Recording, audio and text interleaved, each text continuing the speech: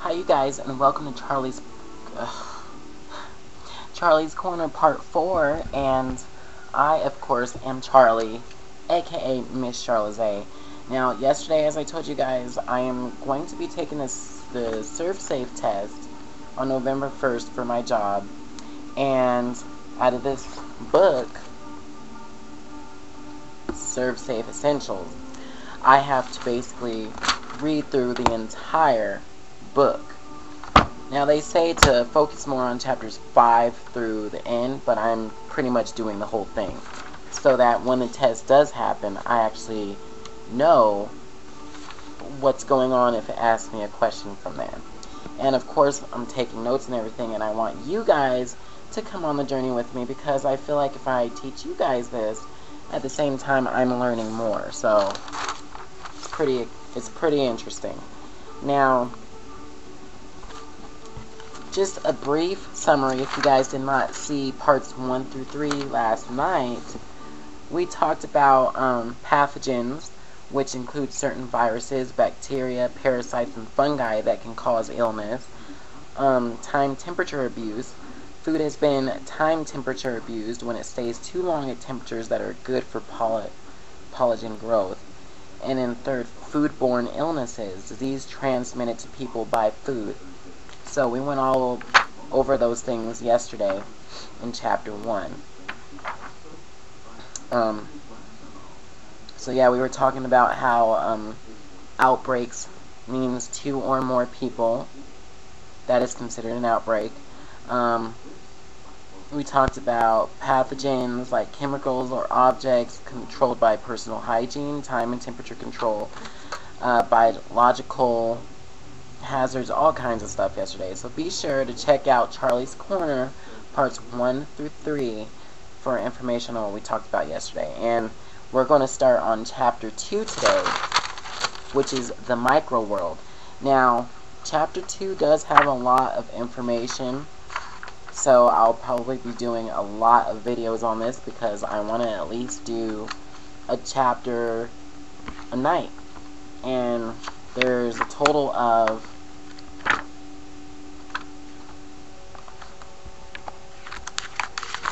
14 chapters, and I have to do all this by November 1st, so gotta surely go through it quick. So one night I might do 2 chapters, but you guys are going to be on this journey for me, and just know that these videos are going to be about, I upped it to about 20 minutes a piece, so if you're patient enough, you can watch the videos with me, but if not, no comment. But great learning tool. It's like a journey through my life, basically. So let's go ahead and get started. I have plenty of time. It's 5:34 at night. I have the rest of the night to sit here and go through this, so let's begin. What is today? Thursday? Okay, first of all, in the news, foodborne illness at a local cafe. Dozens of people became sick with botulism recently at a small cafe. Customers who ate at the restaurant's famous baked potato salad began calling to complain of nausea and vomiting within 2 days after eating the dish. They eventually also experienced double vision and difficulty in speaking and swallowing. Health department officials found that the baked potatoes used in the salad were the source of the outbreak. The potatoes had been wrapped in aluminum foil when they were baked. Then they were left on a prep table overnight to cool. Ultimately, the potatoes were left at room temperature for almost 18 hours before they were used in the salad. The bacteria, and guys, if I say these words wrong, I'm sorry. The bacteria Clostridium botulinum, which causes botulism, had the right conditions for growth: time, temperature, and a lack of oxygen provided by the potatoes' foil wrapping. Working with the inspector, the cafe changed its procedures for making a salad. Now the employees unwrap and chop the potatoes as soon as they come out of the oven. Then the potatoes are placed on sheet pans in the cooler. Employees monitor and record the potatoes' temperatures to make sure they are cool in a safe amount of time. You can prevent this. Illnesses from pathogens such as bacteria can be prevented if you understand how pathogens grow and contaminate food. In this chapter, you will learn about the following topics: the types of pathogens that cause illness, what pathogens need to grow, food most likely to become unsafe, and the major foodborne illnesses and their characteristics. And if you saw yesterday's videos, we learned about what pathogens are and just diseases like that. So, pathogens. Microorganisms are small, living organisms that can be seen only through a microscope. Many microorganisms are harmless, but some can cause illness. Harmful microorganisms are also called pathogens. Some pathogens can make you sick when you eat them. Others produce poisons or toxins that make you sick. Understanding pathogens is the first step to preventing foodborne illness outbreaks. So,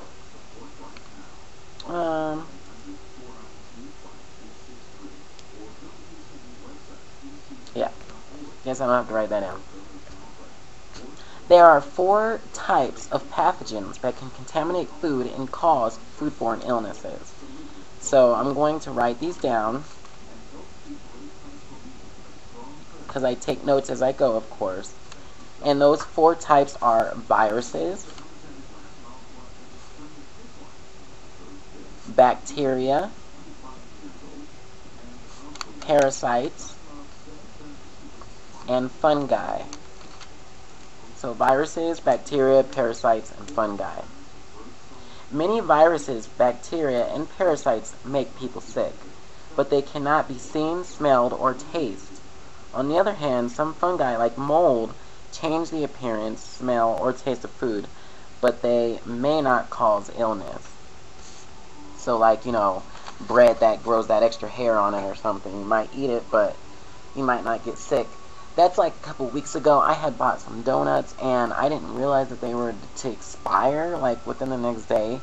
So I was sitting there eating the donuts. By maybe the 3rd day, I realized that the day after I had ate a donut the previous night, it had mold all over it, but I never got sick.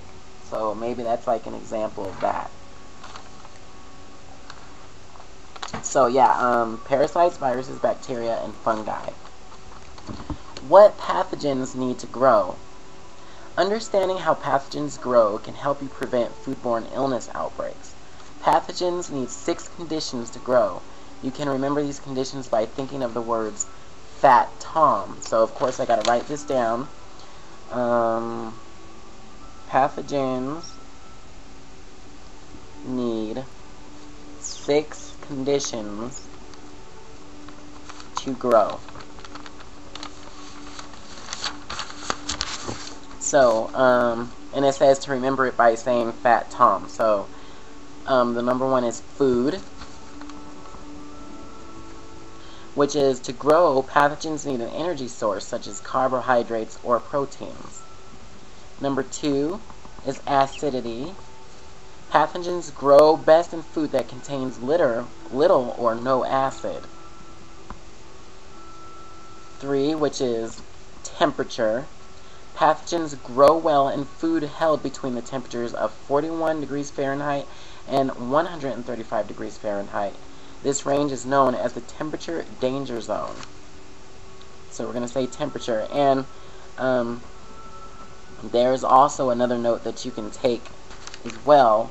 41 degrees Fahrenheit to 135 degrees Fahrenheit is the danger zone for temperatures. And then the 4th one is time. Pathogens need time to grow. When food is in the temperature danger zone, pathogens grow. After 4 hours, they will grow to a level high enough to make someone sick. So, after 4 hours, a person can get sick. The 5th one is oxygen. Some pathogens need oxygen to grow. Others grow when oxygen is not there. So, oxygen. And the 6th one is moisture. Pathogens need moisture in food to grow.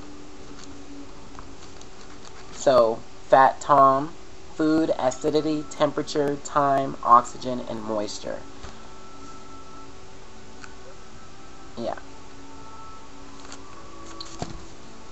So I'm going to say, yeah, Fat Tom.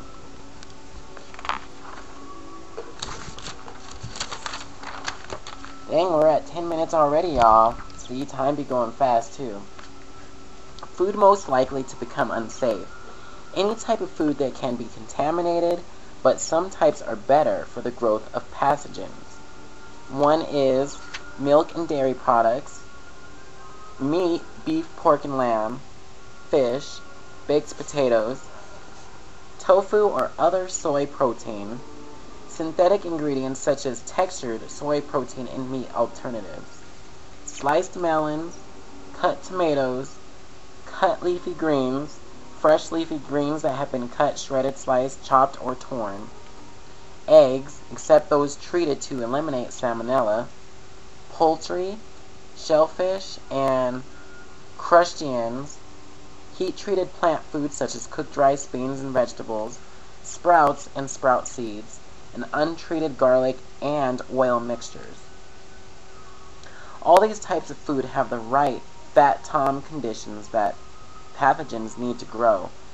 They have a natural potential for contamination because of the way they are grown, produced, or processed. They are also commonly involved in foodborne illness outbreaks. So, remember the Fat Tom. Food, acidity, temperature, time, oxygen, and moisture.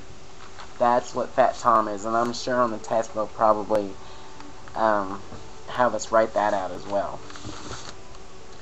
Controlling the growth of pathogens.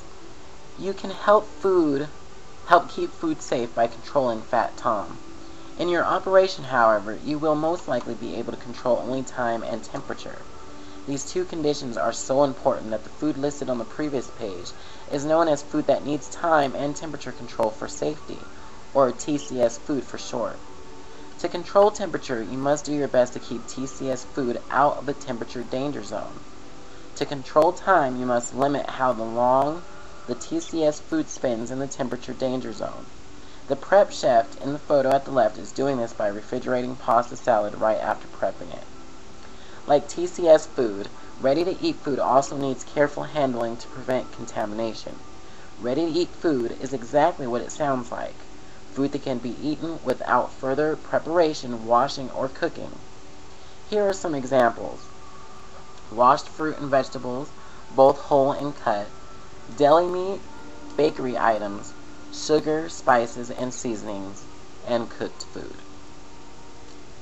So, we've pretty much gone through that section of basically what Fat Tom is, the different types of pathogens, and what danger zone is, basically. So now they have a few questions here, and here's the question. I'm not going to look up the answers. I'm just going to sit here and read it and try to figure it out myself. So, what I need to grow. Write an X next to each condition that supports the growth of pathogens in food. It says high fat content, protein, high acidity, temperature of 155 degrees or higher, dry environment. So let me see what I can figure it out here. So I'm going to go with high acidity, because we learned that.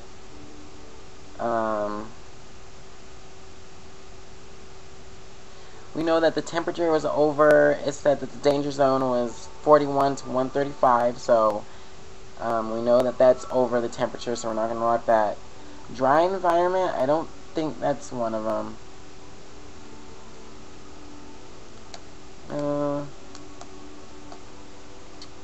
Yeah, so I think it's only one, but we'll figure that out when we look up the answers. So, TCS or not, which I need to figure out what TCS is because I forgot what that meant. What does that mean? Oh, temperature control for safety. So I'm going to write that down. Temperature control for safety.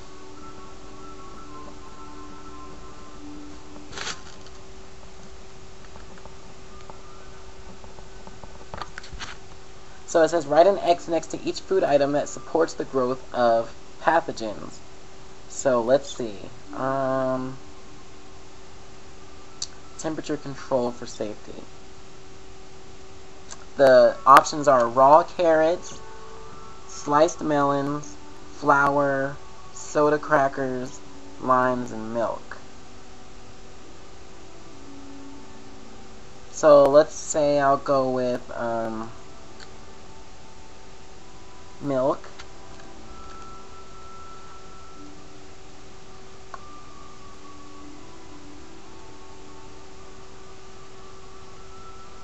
Maybe raw carrots, sliced melons. I think sliced melons. And that might be it. So for the first one, it says right next to each condition that supports the growth of pathogens in food. It was either high fat content, protein, high acidity, temperature of 155 degrees or higher, dry environment. I picked number 3, high acidity.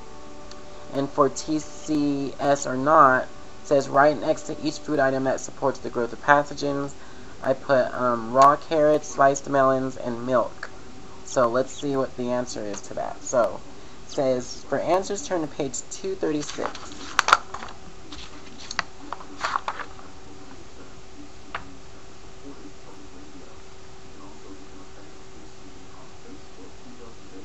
Two should be marked. Oh, protein. Oh, God. See, that's bad. Yeah, Yep, see, I would have got that answer wrong. So it's protein. I didn't remember that, see? And that's another key point that I could write down. So let's see. Condition that supports growth of pathogens.